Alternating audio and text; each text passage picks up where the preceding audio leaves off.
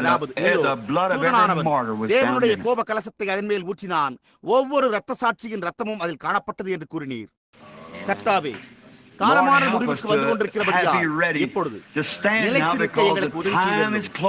இரண்டு கொம்புகளையுடைய மிருகம் பூமியிலிருந்து எழும்புவதை நாங்கள் காண்கையில் அம்மிருகம் திரளான ஜனங்களின் நடுவிலிருந்து எழும்பு போவதில்லை. அது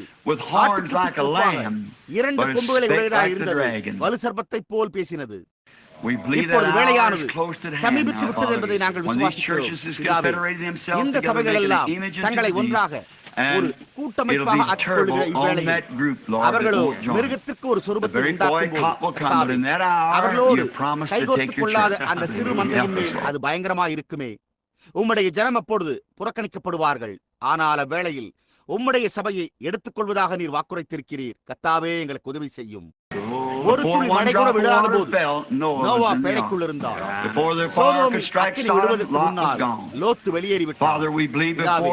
அணு ஆயுத சக்திகள் வெடித்து சிதறி போகும்படி செய்வதற்கு முன்பே சபையானது பூமியை விட்டு போய்விட்டது. கர்த்தாவே, அதற்காக நாங்கள் மகிழ்ச்சியாயிருக்கிறோம். இன்றிரவில் அணுகுண்டுகளோ ஆயுத கிடங்குகளில் ஆயத்தமாய் நாங்கள் அறிந்திருக்கிறோம். நாங்கள் பரலோகத்தை நோக்கி பார்க்கிறோம். மனுஷகுமாரன் தன்னுடைய சபையை எடுத்துக் கொள்வதற்காக தன்னுடைய சிங்காசனத்தை விட்டு எழும்பி பூமியை நோக்கி புறப்பட்டு வருவதை காண முடிகிறது. இந்த பாவமான பூமியை அவரது வெளியேறப்பட்ட பாதங்கள் தொடாது என்பதை நாங்கள் அறிந்திருக்கிறோம். அது ரெபெக்காள் ஒட்டகத்தின் மேல் வருகையில்